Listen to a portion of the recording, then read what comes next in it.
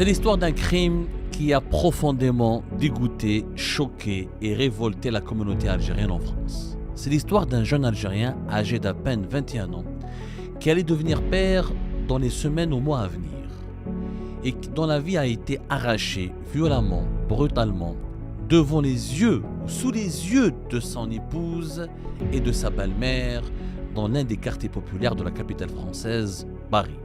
C'est l'histoire d'Aymen, 21 ans, venu de la région d'Oran pour fonder une vie paisible et tranquille en France.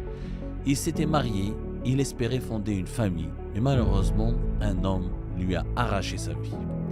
Ce crime atroce, horrible, a provoqué un émoi collectif au sein de la communauté algérienne. Mais il a surtout aussi profité à des spéculateurs, à certains lobbies et à certains semeurs de la zizanie de la haine qui voulaient nous faire croire que ce crime a été commis sur fond de tensions communautaires opposant les Algériens aux Marocains en France ou sur le territoire français. L'épouse, la défunte ou l'épouse du défunt, l'infortunée épouse de Aymen, est intervenue dans les colonnes du quotidien français Le Parisien pour couper court à toutes ces spéculations. Mais avant de parler de ce que l'épouse a révélé sur les circonstances de ce crime, je me dois d'abord d'exprimer, de présenter toutes mes condoléances à la famille de Aymen et d'exprimer toute la sympathie à ses proches, à son épouse, et d'assurer à ses proches tout mon soutien. J'aimerais aussi informer nos compatriotes que demain, le samedi 18 juillet, il y aura dans les rues de Paris une marche blanche pour rendre hommage à Aymen et pour réclamer justement justice et pour dire non à la violence. Cette marche, elle est prévue demain samedi, le 18 juillet 2026. Cette marche blanche sera organisée au départ de la gare du Nord, que les Algériens de Paris ou les Algériens de France connaissent parfaitement. C'est l'une des gares stratégiques et névralgiques de la capitale française. Avant d'entrer dans le vif du sujet et raconter les détails et les circonstances et les tenants et les aboutissants de ce dramatique événement qui a secoué la communauté algérienne en France, force est de constater le silence assourdissant des autorités algériennes, notamment de l'ambassade d'Algérie à Paris en France. Le poste d'ambassadeur il est resté vacant. L'ambassade ne s'est pas exprimée officiellement. En tout cas, je n'ai pas d'informations qui démontrent que l'ambassade ou un des consulats d'Algérie ont contacté l'épouse de Aymen ou sa famille pour au moins leur présenter leurs condoléances. Et j'espère, je lance un appel, demain il y a une marche blanche, j'espère qu'il y aura un représentant de l'ambassade d'Algérie ou un officiel du consulat qui va participer à cette marche blanche parce qu'il s'agit quand même d'un jeune Algérien, d'un jeune compatriote qui est venu en France pour bâtir sa vie, pour construire son avenir, et il est mort dans des conditions vraiment atroces et horribles. Je ne comprends pas le silence des autorités algériennes. Je crois que M. Abdelmajid Tebboune a réagi récemment dans l'affaire d'un supporter algérien aux États-Unis d'Amérique, et c'était tant mieux. C'était même une réaction noble que j'ai applaudi personnellement, comme beaucoup d'Algériens et d'Algériens ont applaudi. Mais dans l'affaire Aymen, j'ai constaté un silence que je juge, moi, incompréhensible. Alors, peut-être que dans les coulisses, les autorités consulaires ou un responsable de l'ambassade d'Algérie à Paris est intervenu auprès de l'épouse de Aymen, qui nous le font savoir, comme ça on corrigera à nous-mêmes l'information et on les remerciera pour cela. Et j'espère que demain, il y aura au moins un représentant, parce que la communauté algérienne n'a pas besoin de l'ambassade ou des consulats que dans les moments de célébration, des fêtes nationales, ou pour les échéances électorales. La communauté, la diaspora algérienne, elle a besoin des représentants de ces autorités de son pays natal dans ces moments difficiles. Parce que ça, c'est un moment difficile. Le crime, il est atroce. Vous allez me dire, mais Abdou, il y a pas mal de crimes, il y a des faits délinquants, il y a des Algériens qui meurent à l'étranger. Qu'est-ce qu'il a de spécial, ce crime ? Le drame, en fait, il s'est produit un vendredi 10 juillet vers 20h15, 20h30, au 47 boulevard Orano, dans le quartier de Clignancourt. Clignancourt,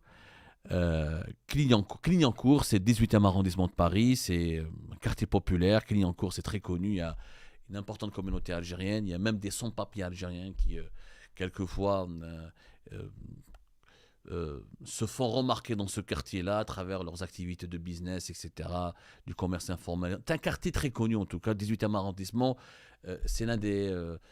c'est pas très loin Barbès d'ailleurs. C'est l'un des quartiers les plus stratégiques, les plus populaires. Et ça, vraiment, la communauté algérienne, elle habite énormément ce quartier-là. Ayman, 21 ans, il dînait en terrasse d'un restaurant tunisien avec sa femme qui s'appelle Samia et sa belle-mère. Soudainement, une altercation éclate avec un homme muni d'un couteau. En réalité, la femme de Samia, la femme de Ayman, a témoigné dans les colonnes du Parisien. J'aimerais bien qu'on montre l'article. L'article est en version abonnée, mais moi j'ai récupéré le texte.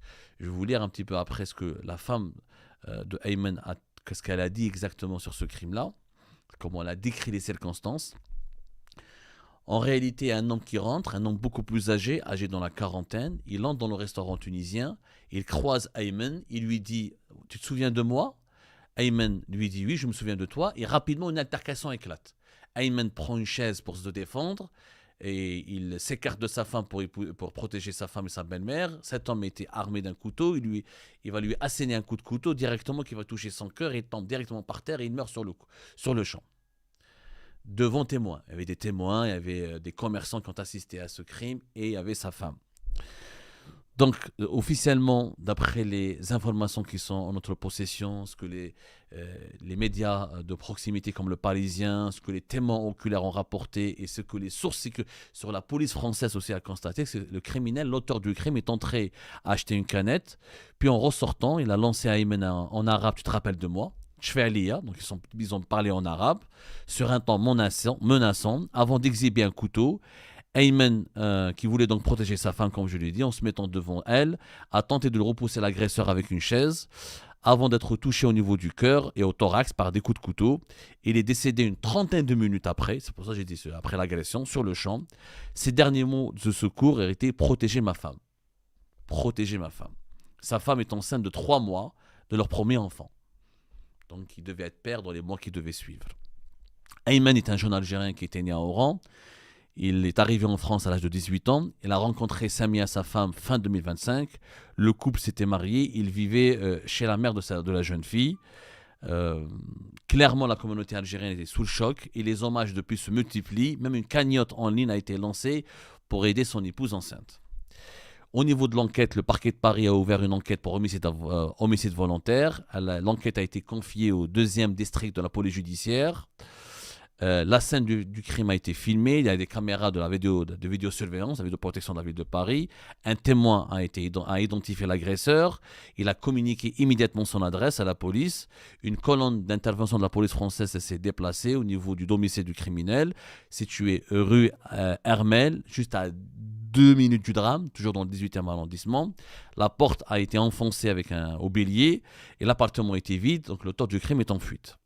Des traces de sang ont été découvertes dans le logement et les parties communes et la police française recherche activement ce criminel. Ce criminel a été identifié comme Hussein B, qui est d'origine marocaine. Alors on dit d'origine marocaine, on ne sait pas si c'est un franco-marocain. Quand la presse, le Parisien, il a parlé d'origine marocaine. Quand on dit d'origine marocaine, ça veut dire qu'il est, généralement, quand on dit d'origine algérienne ou d'origine marocaine, c'est qu'il a une deuxième nationalité. Donc c'est probablement un franco-marocain pour le moment qui habite près du boulevard Ornano. Il est marié, il a 3 enfants et il est connu localement. Il a été identifié comme étant des stupéfiants. C'est un trafiquant de drogue. Il est déjà connu des services de sécurité français pour trafic de drogue. Le crime a pris une dimension tragique, malheureusement avec les rumeurs qui se sont propagées sur les réseaux sociaux. Sur Facebook et les réseaux sociaux, notamment Facebook, TikTok, etc., des Marocains et des Algériens ont commencé à enclencher une polémique. Chacun a voulu exploiter politiquement et médiatiquement ce crime sur fond de tensions politiques entre l'Algérie et le Maroc. Et il y avait une thèse qui a circulé au départ, qui a fait croire que le criminel a assassiné Ayman parce qu'il est algérien. Soi-disant parce qu'il est algérien, l'a assassiné sur fond de disputes politiques ou sur fond comme quoi le criminel aurait eu une altercation pour des mobiles à cause des tensions politiques et diplomatiques entre l'Algérie et le Maroc. Cette piste a été rejetée par Samia, l'épouse de Ayman, et par les témoins oculaires. Les témoins qui ont assisté à l'agression ont assisté à des échanges de mots en arabe où visiblement Ayman avait déjà croisé la route de son crime, de son tueur, Hossein B. Ils se sont disputés pour des histoires de trafic de drogue selon un témoignage. Et selon un témoin cité par le Parisien, c'est pour une histoire de fille. Visiblement, Hossein B. il aurait voulu agresser une fille, etc. Et Ayman serait intervenu pour la protéger. Et Samia a déclaré ceci, la femme de Ayman elle-même, elle a déclaré ceci dans les colonnes du Parisien. Il a enlevé la vie d'un homme qui n'a même pas la moitié de son âge et qui allait être papa. C'est horrible. J'espère qu'il sera rattrapé. Voilà ce que dit Samia dans les colonnes du quotidien. Arrivé en France, elle a rencontré. Voilà. L'auteur présumé, lui, il est présenté comme un homme de 45 ans environ, habitant une rue proche, ça on l'a dit. La police était venue. Alors, des rumeurs de tensions communautaires démenties. En revanche, rien ne permet d'affirmer que le meurtre s'est noué sur fond de différends entre communautés algériennes et marocaines. Sur les réseaux sociaux, de nombreux messages en ce sens, pour ne pas dire des appels à la vengeance, ont afflué. À tort, Samia confirme, ça n'a rien à voir avec ça. Je ne sais pas pourquoi cet homme connaissait Ayman. J'attends de savoir ce que vont trouver ou ce que trouvent les policiers. Ça n'a rien à voir avec ça. Samia l'a reconnu, Hossein B n'a pas tué Ayman pour un problème de diplomatie, un problème politique entre l'Algérie et la France, mais pour une histoire ou liée à un différend personnel entre les deux hommes. Samia, elle a eu le courage et la lucidité de témoigner. D'ailleurs, l'article du Parisien est intitulé « Le récit déchirant de l'épouse ou de la femme de Ayman ». C'est vraiment un récit déchirant. Elle raconte comment elle vivait avec...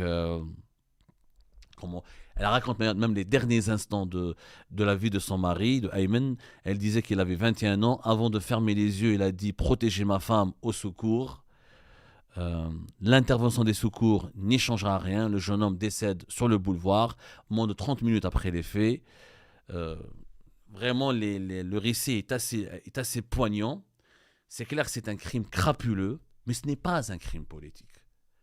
Et il faudrait vraiment que les manipulateurs qui veulent politiser des affaires comme ça arrêtent de jouer à ce jeu. Bien sûr, il y a des Marocains qui sont des salopards et des criminels, etc., comme il y a des Algériens qui sont des salopards et des criminels. Mais la coexistence entre les deux communautés à l'étranger, elle est harmonieuse. Moi, je vis ici en France depuis 7 ans. J'ai rarement vu des problèmes entre Algériens et Marocains. Et il y a des Marocains qui commettent des bêtises, comme il y a des Algériens, lorsque le Maroc a été éliminé, qui auraient hué des Marocains, qui auraient insulté des Marocains, etc. Ces gens-là ne représentent pas les Algériens et les Algériens. Comme ce criminel marocain ne peut pas être représentatif de toutes les Marocaines et de tous les Marocains. Il y a des couples mixtes, il y a des familles communes, il y a des relations de voisinage. Ce crime crapuleux doit être traité autant que crime crapuleux. Et il faut bien sûr laisser le temps à la justice française de mener son enquête. Et il faut respecter le deuil de la famille de Ayman, lui rendre hommage et se mobiliser pour aider sa femme, la pauvre qui est enceinte, qui est maintenant toute seule à subir ce drame indescriptible. La solidarité avec Ayman et sa famille, elle est nécessaire, elle est même noble et urgente, mais de grâce, arrêtons de mettre de l'huile sur le feu, arrêtons de semer la zizanie. Quand je dis arrêtons de part et d'autre, je dis au lobby marocain, au lobby anti-algérien au Maroc, comme au lobby anti-marocain en Algérie. Les deux, le tort est partagé, les deux sont responsables. Il n'y a pas un fait divers où il n'y a pas un seul incident. Quand il éclate, dès qu'il y a un Algérien ou un Marocain dedans, nous avons ces deux lobbies de la haine qui essayent d'entraîner les deux populations ou les deux pays dans une course effrénée de confrontation et d'appel à la haine et à la vengeance, alors que ce sont quelquefois des incidents isolés qui concernent des comportements individuels qui ne reflètent pas l'état d'esprit des populations des deux pays. Alors de grâce, n'écoutez pas, filtrez vos sources, lisez le témoignage de Samia sur les colonnes du Parisien, partagez massivement cette émission, rejoignons demain cette marche blanche pour rendre hommage à Ayman. Rabbi yarhamou, paix à son âme. Toutes nos condoléances encore une fois à sa famille. Et j'espère que les autorités algériennes, l'ambassade d'Algérie et les 20 consulats d'Algérie qui sont en France ont largement les prérogatives et les moyens pour entrer en contact avec les autorités françaises, pour appuyer et soutenir l'enquête L'ambassade d'Algérie peut peut-être payer les frais d'avocat pour assister juridiquement Samia et pour que la vérité, rien que la vérité, et pour que la justice, rien que la justice, soit rendue dans cette affaire.